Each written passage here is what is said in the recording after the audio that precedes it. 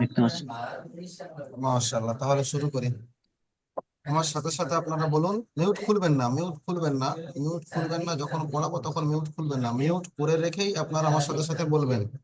Mute করে রেখেই আপনারা আমার সাথে সাথে পড়বেন। আউযু বিল্লাহি মিনাশ শাইতানির রাজীম।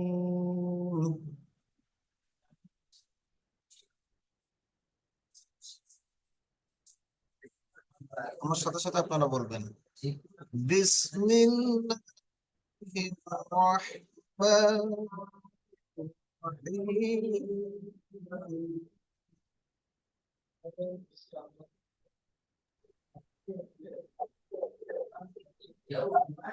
رب يسر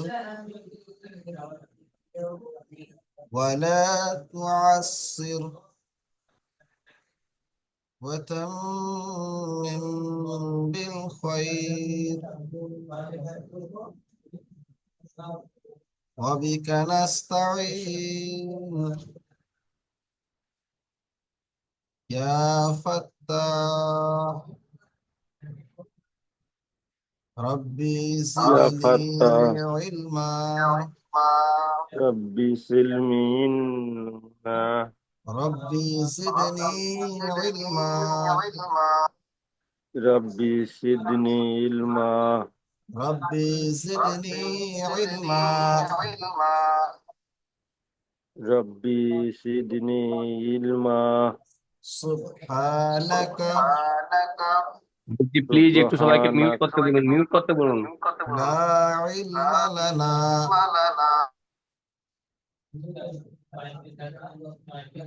إلا ما علمتنا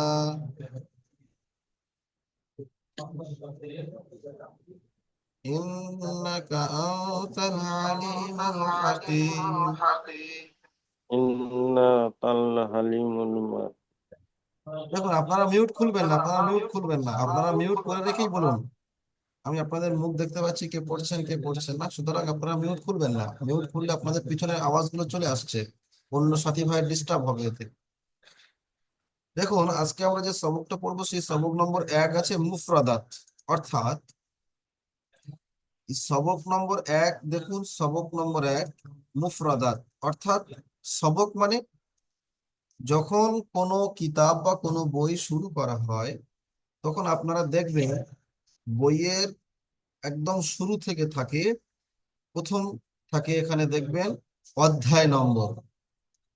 তো এই অধ্যায় নম্বরকে আমরা যখন আরবিতে শিখি, বাংলায় তো বলা হয় অধ্যায়, তারপরে ধরুন ইংরেজিতে বলা হয় লেসন, এরকমই আরবিতে যেটা আমরা শিখবো নুরানের কায়দায়, সেখানে এই সবক নম্বর হিসেবে আমরা জানবো, অর্থাৎ একটা একটা পাঠ।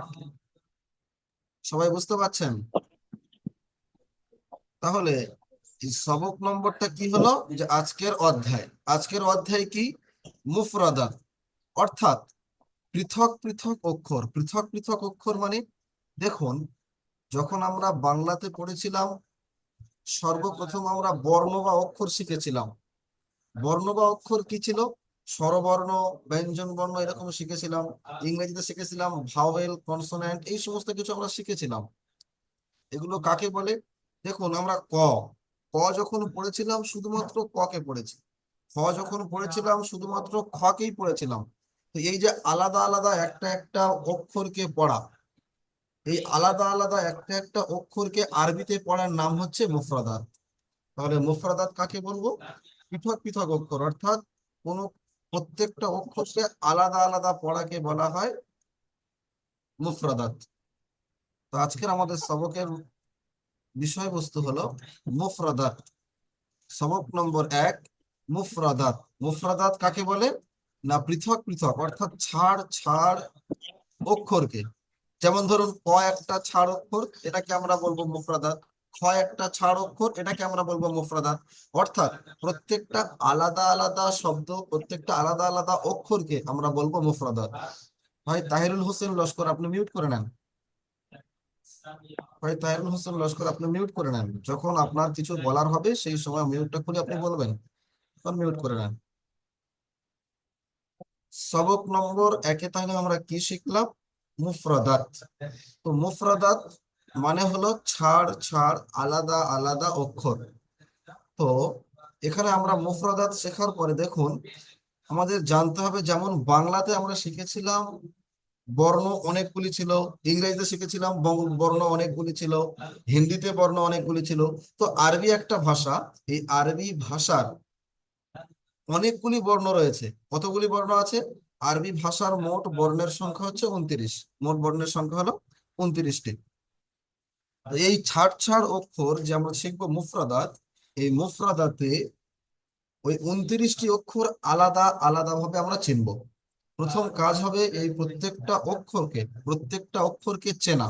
আমরা যেমন ছোটবেলায় শিখেছিলাম ক, ক কে চিনে নিয়েছিলাম, অ কে চিনেছিলাম, আ কে চিনেছিলাম, তেমনি আরবি শব্দ, আরবি পড়তে গেলে আরবি বর্ণ বা অক্ষরগুলো চিনে নিতে হয়। তো আরবি বর্ণ বা অক্ষরগুলো চিনতে গেলে প্রথমে আমাদের দেখতে হবে আরবি বর্ণ বা অক্ষর কয়টি। আরবি বর্ণ দেখুন 29টি। তো এই আরবি বর্ণ 29টি।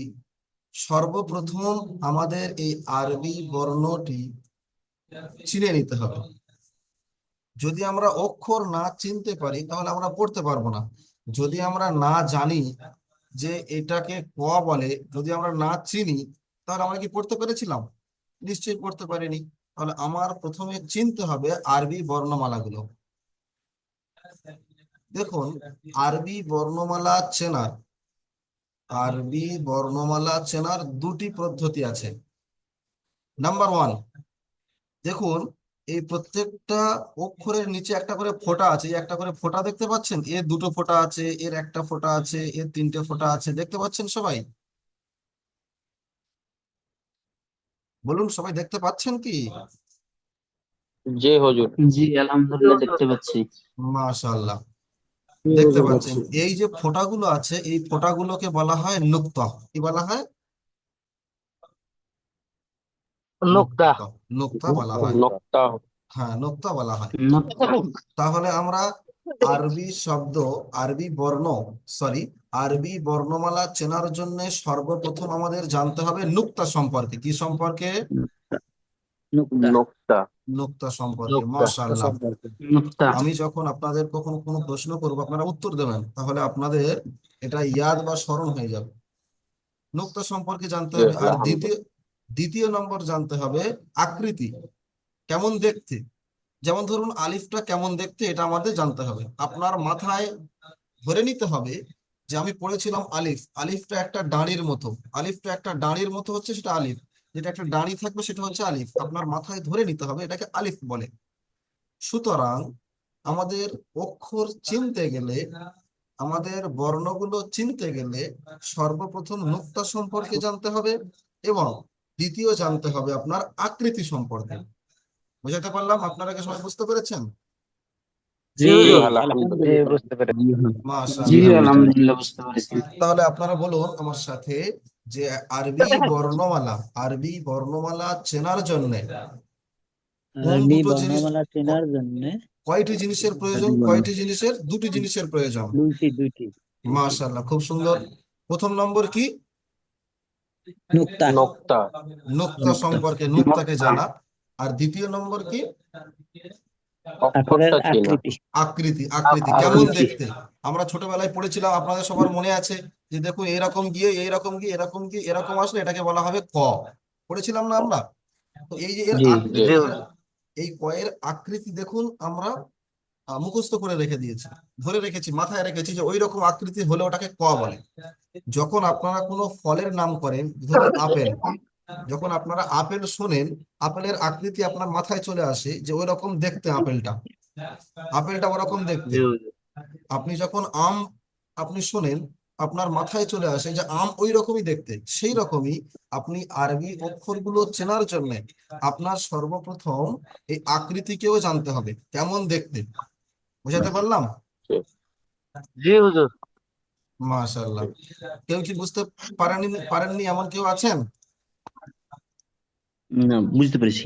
মাশাআল্লাহ, ঠিক আছে। যদি কেউ বুঝতে বুঝতে পেরেছি। না পারেন আমাকে জিজ্ঞাসা করবেন মিউটটা খুলে যে কি বলছেন আপনি, আমি বুঝতে পারছি না, তাহলে আমি আহ যথেষ্ট বোঝার চেষ্টা করব, বোঝানোর চেষ্টা করবো ইনশাল্লাহ। জি আচ্ছা, তাহলে আমরা দুটো জিনিস শিখলাম যে আরবি বর্ণমালা চেনার জন্য দুটো জিনিসের প্রয়োজন। এক নম্বর হলো নোক্তা, দ্বিতীয় নম্বর হলো আকৃতি।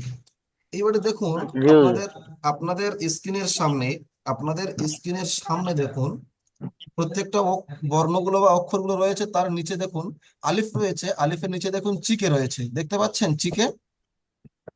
জি হুজুর। জি। দেখুন কারোর পাশে রয়েছে এক, জি হুজুর দেখতে পাচ্ছি। কারোর পাশে রয়েছে তিন, দেখতে পাচ্ছেন? তো জি এটা কেন জি দেওয়া হুজুর। হলো? জি হুজুর এগুলো দেখতে পাচ্ছি। এগুলো কেন দেওয়া হলো? এগুলো কেন দেওয়া হলো? দেখুন, যখন আমি বলবো তখন মিউট করে রাখবেন, যখন আমি আপনাদেরকে জিজ্ঞাসা করবো তখন মিউটটা খুলে আপনারা বলবেন, ঠিক আছে?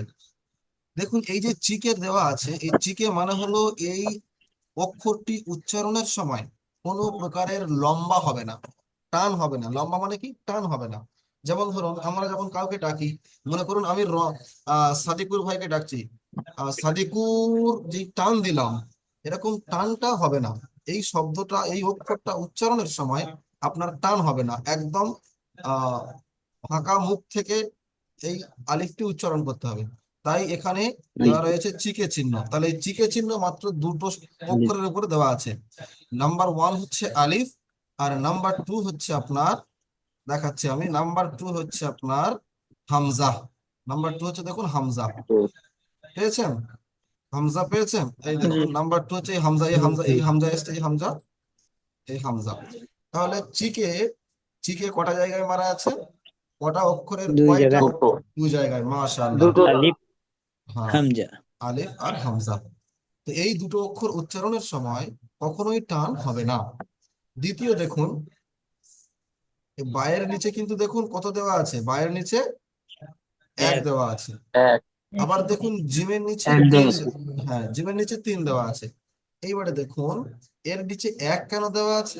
এক এই কারণে দেওয়া আছে, যখন আমি এই অক্ষরটা আলাদাভাবে উচ্চারণ করব, তখন এই অক্ষরটা একালিফ পরিমাণ টান দিতে হবে। কত পরিমাণ? এক আলিফ। এক আলিফ। এক আলিফ পরিমাণ, মাশাআল্লাহ, এক খুব আলিফ সুন্দর। পরিমাণ। এক আলিফটা কত?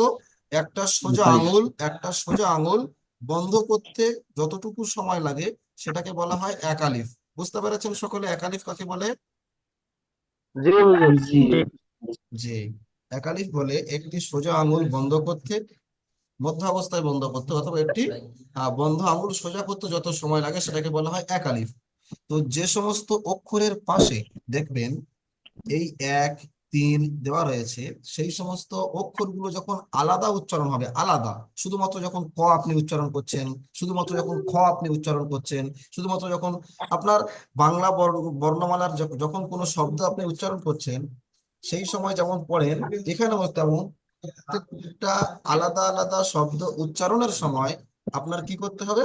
আপনার ওই শব্দটা একালিফ পরিমাণ টান, যার নিচে এক দেওয়া আছে সেটা একালিফ পরিমাণ টান দিতে হবে, যার নিচে তিন দেওয়া আছে সেটা তিন আলিফ পরিমাণ টান দিতে হবে। সবাইকে কি বোঝাতে পারলাম? জি। জি হুজুর বুঝতে পেরেছি। এই এক দেওয়া আছে, এক দেওয়া আছে কয়টি অক্ষরের নিচে? এক আছে 12টি অক্ষরের নিচে। কয়টি অক্ষর? 12টি। 12টি। 12টি তাহলে অক্ষর। আমার গুণের চিহ্ন দেওয়া আছে, চিকে দেওয়া আছে, অর্থাৎ টান হবে না, এরকম অক্ষর কয়টি বেরিয়েছে? দুইটি। কয়টি? দুটি। মাশাআল্লাহ। দুটি। আর এক আলিফ পরিমাণ টান হবে কয়টি অক্ষর বললাম? 12। 12টি। মাশাআল্লাহ। সবাই 12টি। সবাই বুঝতে পারছেন? জি হুজুর। জি। জি আচ্ছা, আর এই বাকি যে অক্ষরগুলো আছে সেগুলোতে তিন তিন আলিফ পরিমাণ টান হবে। সবাই কি বুঝতে পারলেন? জি হুজুর। জি বুঝতে পেরেছি। মাশাআল্লাহ। তাহলে আমরা শুরু থেকে একবার দেখে নিই। সবক নম্বর এক। সবক নম্বর এক হলো মুফরাদাত। মুফরাদাত মানে হলো ছাড় ছাড় অক্ষর, অর্থাৎ পৃথক পৃথক অক্ষর, আলাদা আলাদা বর্ণগুলোকে একা একা উচ্চারণ করার নাম হচ্ছে মুফরাদাত। বুঝে এসছে সবার? জি। জি আর হুজুর। আমার এই অক্ষরগুলো, আরবি বর্ণমালাগুলো চেনার জন্য, আরবি বর্ণগুলো চেনার জন্য আমাদের সর্বপ্রথম কাজ হবে দুটো জিনিস দেখার। এক, নুক্তাকে জানা, আর দ্বিতীয় আকৃতিকে মনে রাখা। নুক্তাকে জানা, আকৃতিকে মনে রাখা। আকৃতি মনে মাশাআল্লাহ। রাখা। হ্যাঁ মাশাআল্লাহ, খুব সুন্দর। আর নেক্সট আরেকটা কি জানলাম, ইম্পর্টেন্ট জিনিস, যে নিচে কত কত রয়েছে, এক আছে না চিকে আছে, এগুলো মুখস্থ করে নেওয়া। যে আলিফের নিচে যখন আমি আলিফ উচ্চারণ করব, আলিফ টান দেবো না, আলিফ এরকম টান দেবো না, আলিফ আলিফ একদম চিকে রয়েছে মানে কোনো টান হবে না। দেখুন বা, যখন বা উচ্চারণ করব আলিফের মধ্যে বা বললে হবে না, এক আলিফ পরিমাণ টান দিতে হবে। এই আঙুল খোলা রয়েছে, বা একটা খোলা আঙুল, সোজা আঙুল মধ্যাবস্থায় বন্ধ করতে যতটা পরিমাণ আওয়াজ আপনাকে বেশি করতে হয়, এটাকে টান বলে। এরকম টান দিতে হবে আপনার, বা একালিক পরিমাণ। তো এই এই পর্যন্ত কি সকলে বুঝতে পেরেছেন? জি হুজুর জি বুঝতে পেরেছি খুব সুন্দর করে বুঝতে পেরেছেন। তো যদি বুঝতে না পারেন আমাকে 100 বার জিজ্ঞাসা করবেন, আমি 100 বার বুঝিয়ে দেবো। কেউ না বুঝে কিন্তু যাবেন না, সমস্যা হয়ে যাবে আপনাদের। জি, তো আপনার যারা মিউট খুলেছেন আপনারা মিউট করে নিন, আমি সবক পড়ানো শুরু করবো ইনশাআল্লাহ।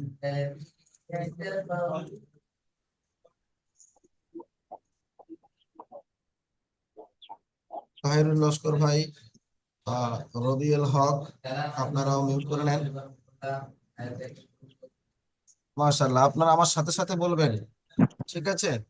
আমি পড়িয়ে দেবো, পড়িয়ে দিয়ে নুক্তার কায়দাগুলো চিনিয়ে দেব, কিভাবে অক্ষরটা চিনবেন সুন্দর করে বুঝিয়ে দেবো। প্রথমে একবার আমি পড়িয়ে দিই, দেখুন। দেখুন, আমার সঙ্গে সঙ্গে আপনারা বলুন, আলিফ। আলিফ আলিফ টান কেউ দেবেন না, আলিফ। আলিফ মাশাআল্লাহ, খুব সুন্দর। তাহলে আমি দেখুন, আমি আপনাদের সবার মুখ দেখতে পাচ্ছি, আপনারা কে পড়ছেন কে বসে আছেন দেখা যাচ্ছে। অনুরোধ করছি আপনারা প্রত্যেকে পড়ুন, আপনাদেরই ভালো হবে, আপনাদের পড়াটা স্মরণ হয়ে যাবে। তাই এটা কি বললাম আমরা, আলিফ। আলিফের আকৃতি কেমন আমি একটু আগেই বলে দিয়েছি। আলিফের আকৃতি হলাম, আলিফের আকৃতি হলো সোজা, খাড়া। আলিফের আকৃতি কেমন? খাড়া। সোজা। সোজা খাড়া। মাশাআল্লাহ, আপনার মাথায় এটা ঢুকিয়ে নিন।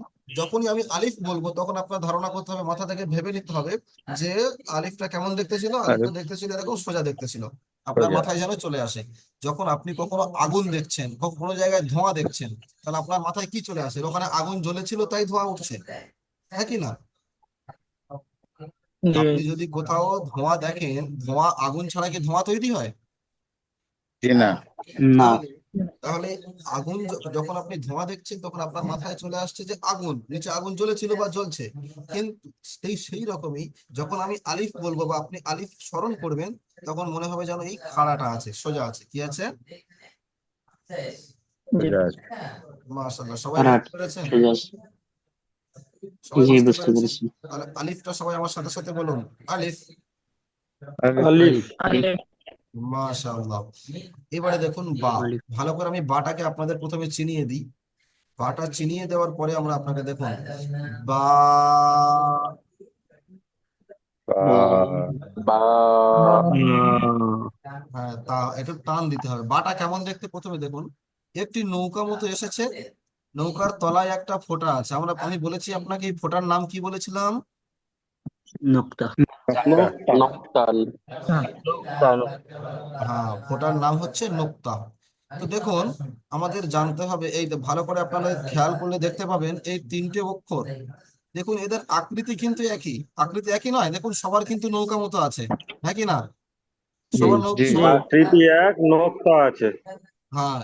এবারে সবার দেখতে কিন্তু একই, আকৃতি কিন্তু একই, পার্থক্য কিসে আছে? নোক্তায়। পার্থক্য কিসে আছে বলুন? নোক্তা নোক্তা। মাশাআল্লাহ, সবাই তাহলে বুঝতে পেরেছেন কিসে পার্থক্য আছে এটাতে?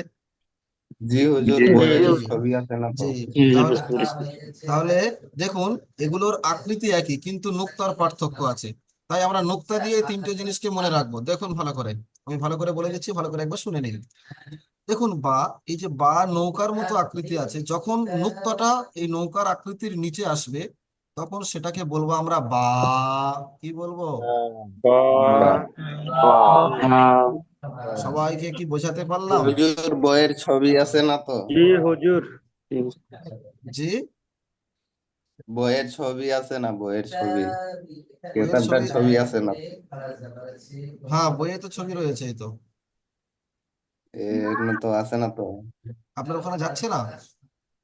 জি না, আছে না তো। আহ আর কার কার কাছে যাচ্ছে না, সবাইয়ের কাছে গিয়েছে? জি জি এসেছি। ছবি সবার কাছে আছে। তাহলে আমার সবার কাছে একাই আছে আছে মনে আপনারা। হয়। আসছে আপনারা মিউট করে নেন, মিউট করে নেন, আপনারা মিউট করে নেন, মিউটটা খুলবেন না এখন, পড়ানোর সময় আপনারা মিউট খুলবেন না। আপনারা সবাই মিউট করে নেন। আমি যখন জিজ্ঞাসা করব তখন মিউটটা খুলে আপনারা বলবেন। দেখুন জি হুজুর এখনো আসেনি তো। এখনো যায়নি। জি না।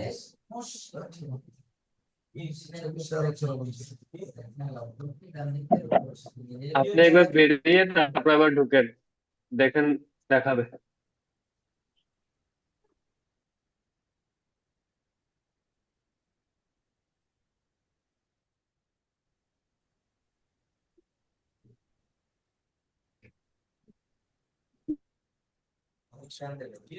ভাই দেখুন, আপনার যে ছবিটা যাচ্ছে না ওটা আপনার নেটওয়ার্কের সমস্যা হচ্ছে, কারণ অন্যান্য সবার কাছে ছবিটা গিয়েছে।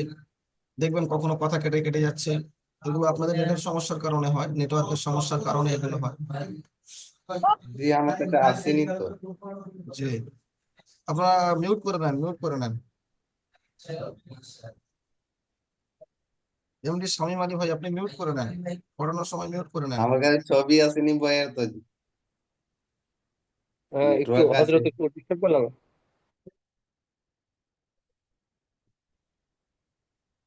দেখুন যাদের কাছে ছবি দেখা যাচ্ছে না তাদের নেটওয়ার্কের সমস্যা হচ্ছে। দেখুন আমরা কি পড়ছিলাম, বা, তাহলে এই বা শব্দটি দেখুন নৌকার মতো দেখতে, যখন আমি এর নিচেই এই একটা নোক্তা বা একটা ফোঁটা দিয়ে দিলাম তখন এর নাম হয়ে গেল বা। এর নাম কি হয়ে গেল? বা। এবারে দেখুন, যখন আমরা এই নোক্তাকে আমরা উপরে তুলে দেবো, বা উপরে যদি আমরা এই নোক্তাকে দুটো দিয়ে দিই তখন এর নাম হয়ে যাচ্ছে তা। কি হয়ে যাচ্ছে? তা মাশাআল্লাহ, তা তা হয়ে হয়ে যাচ্ছে। গেছে। তা হয়ে যাচ্ছে। আবার দেখুন, যখন এই তা, মনে করুন তা, তা ছিল, এই তা যখন ছিল এর উপরে যদি আরো একটি নোক্তা বাড়িয়ে দিই তখন সেটা হয়ে যাচ্ছে সা। সেটা তা কি হয়ে যাচ্ছে? তা জি স্যার। সবাইকে কি বোঝাতে পারলাম? জি জি জি বুঝতেছি। সবাই জি সুন্দর জি সুন্দর করে বুঝতে পেরেছেন? জি জি সুন্দর করে বুঝতে পারছি। ভালোভাবে। মাশাআল্লাহ। তাহলে বলুন, আলিফ, খালি আলিফ বা, বা তা, তা তা সা। তা মাশাআল্লাহ, সবার হয়েছে তাহলে। এবারে দেখুন নেক্সট, আমরা এবারে নেক্সট বর্ণে যাব। নেক্সট বর্ণটা দেখুন আকড়ি মতো আছে। কি আছে? আকড়ি মতো। ভালো করে আপনারা মাথায় ঢুকিয়ে নেবেন যে এখানে যেমন দেখলাম নৌকা ছিল, এই নৌকার নিচে ফোঁটা দিয়েছিলাম, নোক্তা দিয়েছিলাম, বা হয়েছিল। ওই নোক্তাটা কেটে যখন উপরে দুটো দিয়ে দিয়েছি তখন তা হয়েছে। ওই দুটোর উপরে যখন আরো একটা দিয়েছি তখন সেই নোক্তাটা সা হয়ে গিয়েছে। তা হচ্ছে জি, যদি সা জি জি থেকে, যদি আমরা সা থেকে একটা নোক্তা বাদ দিয়ে দিই তাহলে কি পড়ে থাকবে? বা তা তা তা হয়ে পড়ে থাকবে। থাকবে। তা পড়ে থাকবে, মাশাআল্লাহ। যদি আমরা এই সা থেকে নোক্তা কেটে নেওয়ার পরে দুটো নোক্তা কেটে দিয়ে দেওয়ার পরে একটা নোক্তা নিচে দিয়ে দিই তখন কি থাকবে? বা বা। হবে। বা মাশাআল্লাহ, খুব সুন্দর। ঠিক আছে, এবারে মিউট করে নেন, আমি পড়াবো। দেখুন, জি,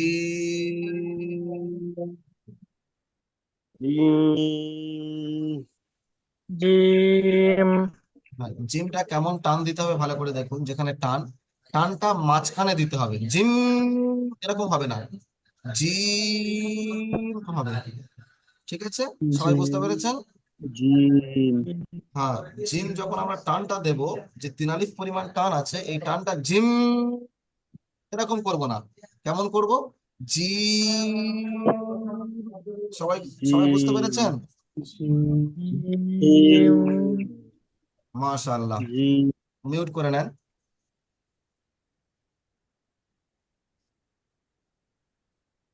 মিউট করে নেন। দেখুন, জিম আমরা শিখে গেলাম। জিমটা কেমন ছিল দেখুন।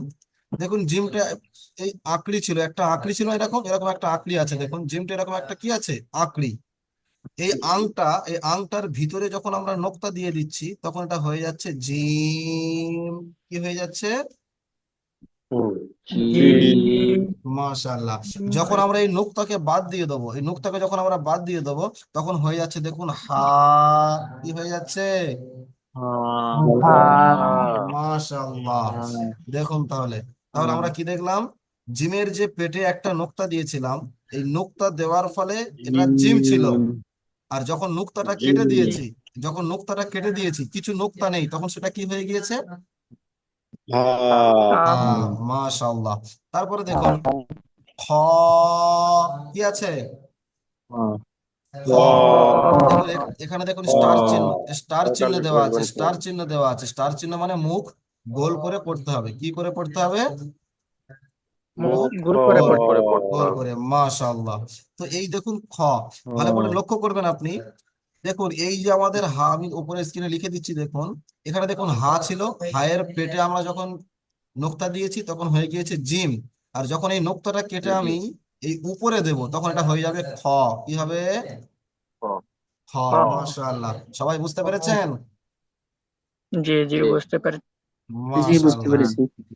ঠিক আছে, তাহলে এই আংটার মতো যেটা দেখতে, এটাকে বলা হয় জিম। যখন পেটে নোক্তা দিয়ে দেবো তখন হবে জিম। নোক্তা বাদ দিয়ে দিলে হয়ে যাবে হা। আর নোক্তা উপরে দিলে তখন কি হয়ে যাবে? হা খ। মাশাআল্লাহ, খুব সুন্দর। তারপরে দেখুন ইউ আছে, ইউ উল্টো পাশ ভাই ইউ। একে বলা হবে দা। কি বলা হবে? মাশাআল্লাহ। যখন এই দালের উপরে একটা ফোঁটা দিয়ে দেবো, তখন এর নাম হয়ে যাবে রাম। মাশাআল্লাহ। সবাই বুঝতে পেরেছেন এই পর্যন্ত? জি বুঝতে পেরেছি। জি। তাহলে আমরা কি ছিল? দাল ছিল। এই দালের উপরে যখন আমরা একটা নোক্তা দিয়ে দিয়েছি, তখন তার নাম হয়ে গিয়েছে দাল। তাহলে দেখুন নোক্তার পরিবর্তন, আকৃতি আকৃতি একই, দেখুন দেখতে কিন্তু একই, শুধুমাত্র নোক্তা একজনের রয়েছে একজনের নেই। যার রয়েছে তাকে বলা হচ্ছে দাল, আর যার নেই তাকে বলা হচ্ছে জাল। বুঝে এসছে সবার? জি জি বুঝতে পেরেছি। মাশাআল্লাহ। বুঝতে পারলে খুব ভালো, না বুঝতে পারলে বারবার জিজ্ঞাসা করবেন। তারপরে দেখুন র। জি এটাকে কি বলা হবে? মাশাআল্লাহ। এই র, দেখুন র আর জা দুটো একই দেখতে। এই র এর উপরে যখন নোক্তা দিয়ে দেব, তখন সেটা হয়ে যাচ্ছে জা। জাম মাশাআল্লাহ। সবাই বুঝতে পারছেন তো? জি বুঝতে পেরেছি। তারপরে দেখুন এই এরকম তিনটে এরকম বাঁকিয়ে দিয়েই যে এরকম ঘুরিয়ে দেব, তখন এর নাম হয়ে যাবে সিন। কি নাম হবে? সিন হ্যাঁ, এটি 3 আলিফ পরিমাণ টান আছে, তাহলে আপনার 3 আলিফ টান দিতে হবে। সিন। তারপরে দেখুন যখন এই সিনের উপরে তিনটে নোক্তা দিয়ে দেবো, দেখুন সায়ের ব্যাকার উপরে নোক্তা ছিল, আর সিনের তিনটে আংটার উপরে, তিনটে দাঁতের উপরে নোক্তা। একে বলা হবে শিন।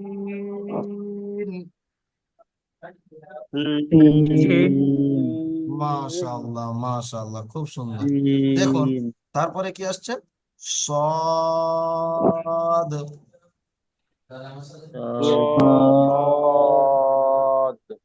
এটি স্টার, হ্যাঁ এটি স্টার চিহ্ন আছে, তাহলে এটি কেমন করে পড়তে হবে? এখানে দেখুন স্টার চিহ্ন, হ্যাঁ মাশাআল্লাহ, খুব সুন্দর, মুখ গোল করে সতেজ, সতেজ থাকতে হবে। আমি যখনই কিছু জিজ্ঞাসা করব তখনই আপনাদের উত্তর দিয়ে দিতে হবে যেটা জানেন। ঠিক আছে, তাহলে কি? সদ।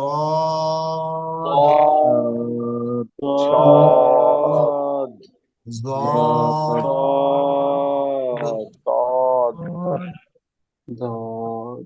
মাশাআল্লাহ। এবার আপনারা সবাই মিউট করে নেন। আমি শুরু থেকে আজকের এই পর্যন্ত পড়া থাকবে, এই পড়া এখান থেকে যতদূর পর্যন্ত পড়ালাম, আপনারা যারা বুঝতে পারেননি আমাকে জিজ্ঞাসা করতে পারেন কোনটা কি হলো, কি কিছু বুঝতে পারছি না, তাহলে আমি বলে দেবো।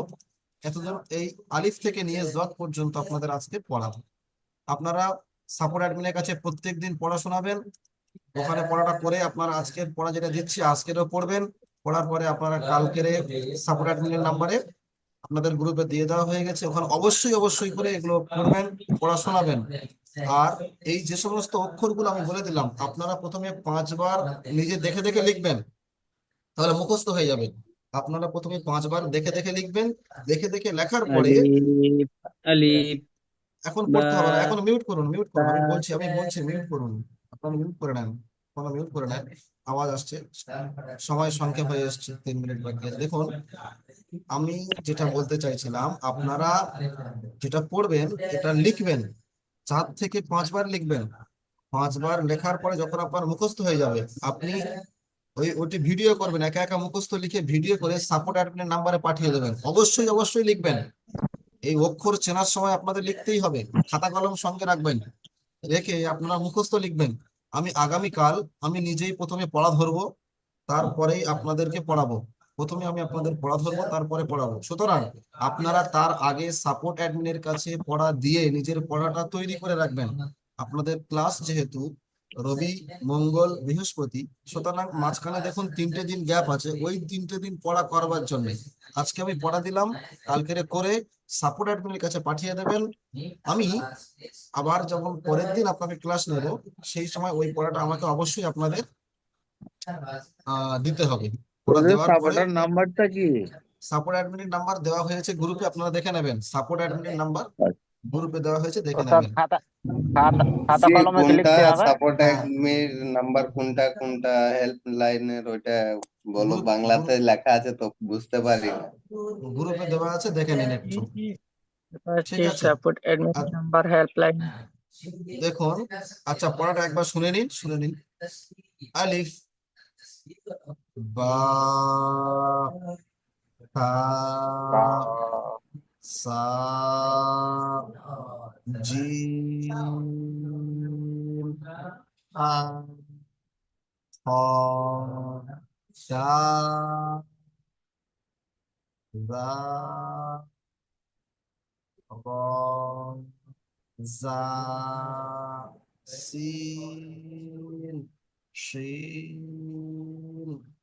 صاد ضاد। সবার বুঝে আসছে? মাশাআল্লাহ। ওস্তাদ আমি বলছিলাম যে খাতা কলমে কি লিখতে হবে?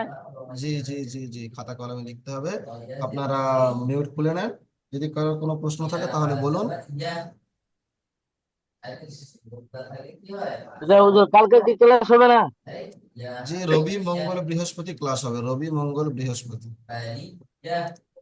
জি য- জি, আপনাদের হচ্ছে। যদি কোনো কিছু জানার থাকে হেল্পলাইন নম্বর থেকে জেনে নেবেন। ঠিক আছে, তাহলে আপনারা পড়া করুন, সুস্থ থাকবেন, সাপোর্ট ভালো থাকবেন। হুজুর সাপোর্ট সাপোর্টারের